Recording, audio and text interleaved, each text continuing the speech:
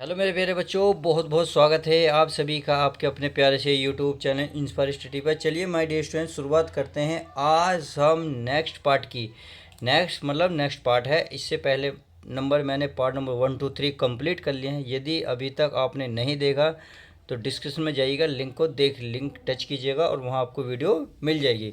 कक्षा 12 जो काव्य खंड है, चैप्टर नंबर 2 कई का अनुताप चल रहा है। इससे पहले हमने पार्ट नंबर सारे कवर कर लिए थे। आज हम जो शुरुआत करेंगे यहाँ से शुरुआत करेंगे, यानी कि इससे पहले जितने भी थे सब कवर कर लिए हैं। तो आज हम यहाँ से शुरुआत करने वाले हैं। क्या करेंगे, पहले एक एक शब्द के अर्थ को जानेंगे, फिर इसकी हिंदी को देखेंगे, फिर मैं आपको हाथ से लिखे नोट्स दिखाऊंगा ताकि अपनी अगर तैयारी प्रिपेयर बहुत अच्छे से करना चाहें तो कर सकते हैं, और नोट्स बनाना चाहें तो और भी आसानी से बना सकते हैं। बिना किसी देरी के शुरुआत करते हैं। यहाँ क्या बोला है, ये बोला है, क्या कर सकती थी मरी मंत्रा दासी, मेरा ही मन रहा सका न निज विश्वासी। यानी कि ये जो है आपकी कई कह रही हैं, क्या कर सकती थी मरी मंत्रा दासी, यानी कि मंत्रा जो ही एक दासी थी, केवल एक साधारण दासी थी। वह क्या कर सकती थी, वह कुछ भी नहीं कर सकती या मेरे विचारों को नहीं बदल सकती थी। मेरा ही मन रह सका न निज विश्वासी, यानी कि जो मेरा मन था वही अविश्वासीघात हो गया था।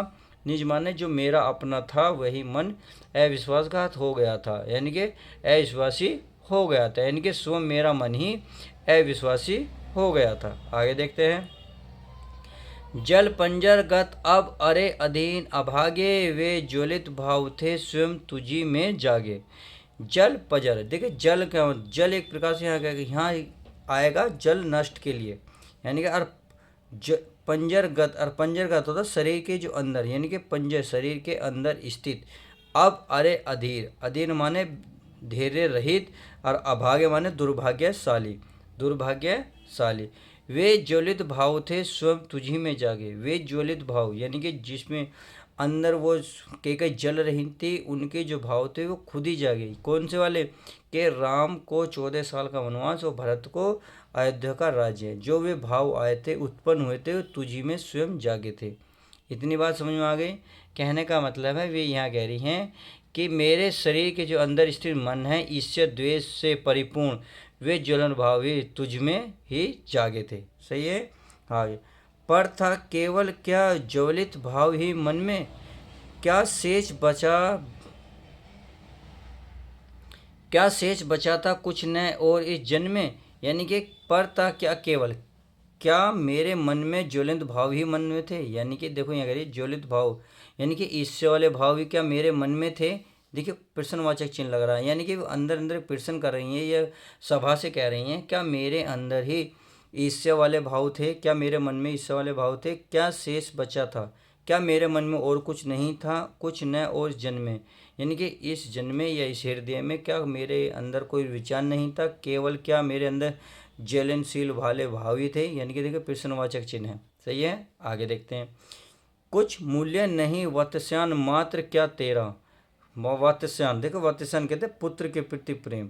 तो यहाँ भी एक प्रश्न ही कर रहे हैं, क्या पुत्र के प्रति क्या तेरा, यानी कि ये खुद अपने आप से प्रश्न करें, क्या तेरा पुत्र के प्रति कोई मूल्य नहीं था। मूल्य पुत्र के प्रति यानी कि प्रेम जो है उसका कोई मूल्य नहीं था। पर आज अन्य सा हुआ वत्स भी मेरा, जो आज अन्य से माने पराया सा हुआ, वश माने पुत्र भी मेरा, जो मेरा पुत्र है वो भी पराया सा लगने लगा है। क्या पुत्र के प्रति प्रेम मेरा का मूल्य नहीं है, जो मेरा पुत्र भी अब मेरा पराया हो गया है, यानी कि मेरा पुत्र भी अब पराया सा होने लगा है। आगे देखते हैं। आगे का, थूके मुझ पर त्रिलोक भले ही थूके, जो कोई जो कहे सके कहे क्यों चूके। यानी कि थूके मुझ पर त्रिलोक, यानी कि तीनों दशाओं के लोग जो मुझ पर थूकें, भले ही क्यों थूकें, भले क्यों ना थूकें, भले मुझ पर क्यों ना थूकें। जो कोई जो न कह सके, जो कोई नहीं कह रहा वो भी कहे क्यों चूके, वो भी क्यों चूके, वो भी क्यों रुके, वो भी कह सकता है जो कहना चाहे। त्रिलोक मेरे पर क्यों ना थूके, क्योंकि मैंने ही ऐसी अवस्था उत्पन्न करी है कि राम को 14 साल का वनवास, भरत को अयोध्या का राज्य दिया है, जिसके कारण ये सभा हुई है, ये सिर्फ मेरे कारण ही हुई है, तो क्यों ना मुझ पर त्रिलोक के आदमी मुझ पर थूकें। अब आगे देखते हैं। छीने न मात्र पद किंतु भरत भरत का मुझसे, हे राम दुहाई करूं और क्या तुझसे। यानी कि अब कैकई जो है श्री राम से दुहाई माने विनती कर रही हैं, विनती और भाव बड़े भाव मन से कर रही हैं कि हे राम मैं तुमसे एक विनती करती हूँ, क्या मैं तुमसे एक विनती कर सकती हूँ कि छीने न मात्र पद, यानी कि माता का पद, किंतु भरत का मुझसे, भरत की मैं माता हूँ, यह वाला पद मुझसे नहीं छीने। हे राम मैं तुझसे बड़ी विनती बड़े भाव से करती हूँ, यानी कि मात्र का जो पद है वो मुझसे ना छीने, मैं तुझसे हाथ जोड़कर विनती करती हूँ। तो आई होप इतनी बात समझ गए होंगे। तो चलिए अब यहाँ तक को हम क्या करते हैं, पहले व्याख्या देख लेते हैं, फिर आगे पढ़ते हैं। तो चलिए अब पढ़ते हैं। यहाँ से हमको क्या करना है, शुरू के वो 2-3 शब्द, लास्ट के 2-3 शब्द लिख देने, बीच में डैश कर देना, संदर्भ आपका पूर्ववर्ती रहेगा। व्याख्या देख लेते हैं। कैकेयी मंथरा को निर्दोष बताते हुए कहते हैं कि मंथरा तो साधारण सी दासी है, वह मेरे मन को कैसे बदल सकती है। सच तो यह है कि स्वयं मेरा मन ही अविश्वासी हो गया था। अपने मन को अधीर और अभागा मान कैकेयी अपने अंतर मन को कहती है, यानी कि अंदर मन से कहती है कि मेरे शरीर में स्थिर है मन, ईर्ष्या द्वेष से परिपूर्ण वे ज्वलंत भाव स्वयं तुझमें ही जागे थे। तत्पश्चात वह अगले ही क्षण सभा को संबोधित करते हुए प्रश्न पूछती हैं कि क्या मेरे मन में केवल आग लगाने वाले भाव ही थे, क्या मुझमें और कुछ शेष नहीं था, क्या मेरे मन के पुत्र स्नेह का कुछ भी मूल्य नहीं, किंतु हाय आज स्वयं मेरा पुत्र ही मुझसे पराया की तरह व्यवहार करता है। अपने कर्मों पर पश्चाताप करते हुए कैकेयी कहती हैं कि तीनों लोग मुझे क्यों न धिक्कारें, मेरे विरुद्ध जिसके मन में जो आए वह क्यों न कहे, किंतु हे राम मैं तुमसे दीन स्वर में बस इतनी सी विनती करती हूँ कि मेरा मात्र पद मुझसे न छीना जाए। तो चलिए यहाँ तक समझ में आ गया। अगर समझ में आ रही है तो वीडियो को लाइक करना ना भूलें, प्लीज़ चैनल पर नए हो तो चैनल को सब्सक्राइब कर लीजिएगा। अब आगे देखते हैं प्यारे बच्चों। तो अब आगे देखते हैं। कहते आते थे यही अभी नरदेही, यानी कि यहाँ के नरदेही, नर माने मनुष्य, देही माने मनुष्य शरीर, यानी कि यहाँ के संसार के लोग अभी तक कहते आ रहे थे कि कहते आते थे, यानी अभी तक ये बात कहते आ रहे थे कि माता न कुमाता, यानी कि माता कभी भी कुमाता नहीं हो सकती। पुत्र कुपुत्र भले ही, पुत्र यानी कि बेटा ही क्यों ना कुपुत्र हो जाए, परंतु माता कभी कुमाता नहीं होती। अब कहे सभी यह हाय विरुद्ध विधाता, हे पुत्र पुत्र ही रहे कुमाता माता, यानी कि अब कहेंगे यह हाय, अब यह सभी कहेंगे विरुद्ध विधाता, यानी कि विधाता माने देवता या भगवान, विरुद्ध माने विरुद्ध भगवान के विरुद्ध जो नियम बनाए हुए उनके विरुद्ध, यानी कि विधाता के बनाए हुए नियम को अब उल्टा बोलेंगे लोग। अब यही कहेंगे कि हे पुत्र पुत्र ही, यानी कि पुत्र पुत्री रहा, पुत्र पुत्री रहे कुमाता माता, और माता कुमाता हो गई। बस मेरे इसका बाह्य मात्र ही देखा, बस मैंने यानी कि कैकेयी कह रही है बस मैंने इसका, किसका, ये कह रही है भरत का, यानी कि बस मैंने भरत का बाह्य मात्र ही देखा, यानी कि बाह्य शरीर ही देखा। बाह्य मात्र माने बाहरी शरीर को ही देखा। दृढ़ हृदय न देखा, मृदुल गात्र ही देखा। दृढ़ यानी कि मजबूत हृदय को मैंने नहीं देखा, मृदुल गात्र, ठीक है, मृदुल माने कोमल शरीर ही देखा, और मैंने इसके कोमल शरीर को देखा जबकि मजबूत हृदय को नहीं देखा। आगे, परमार्थ न देखा पूर्ण स्वार्थी साधा, इस कारण ही तो हाय आज यह बांधा। परमार्थ न देखा, परमार्थ माने होता है दूसरों का हित, मैंने दूसरों का हित नहीं देखा। पूर्ण स्वार्थी साधा, यानी कि मैंने अपने स्वार्थ को ही साधा है, मैंने सिर्फ अपने स्वार्थ के ही भी साधा, मैंने दूसरों का हित नहीं देखा।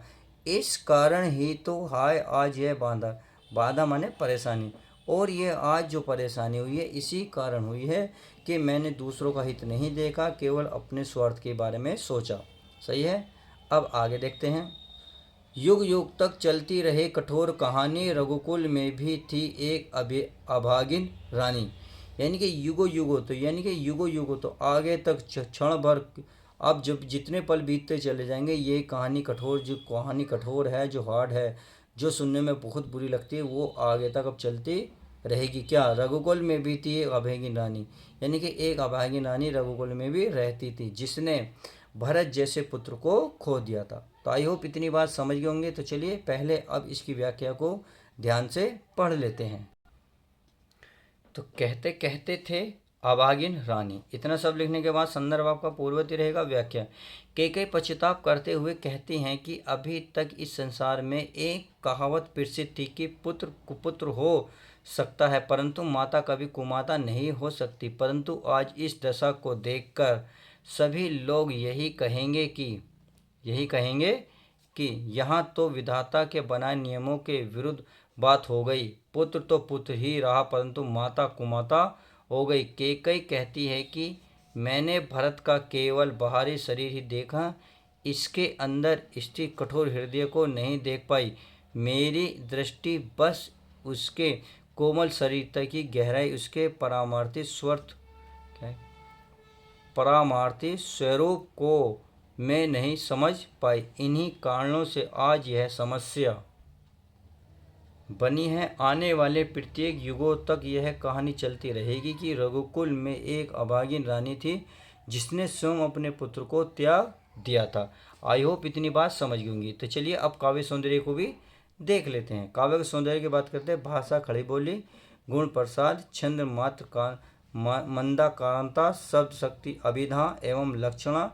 और अलंकार की बात करें तो उत्प्रेक्ष, उपमा एवं रूपक। तो इस वीडियो में हम इतना ही रखते हैं, मिलेंगे हम नेक्स्ट पार्ट के साथ। जब तक दोस्तों goodbye, take care, love you guys. Please channel को सब्सक्राइब करें, अगर वीडियो आपने पहली बार देखी तो वीडियो को लाइक करें।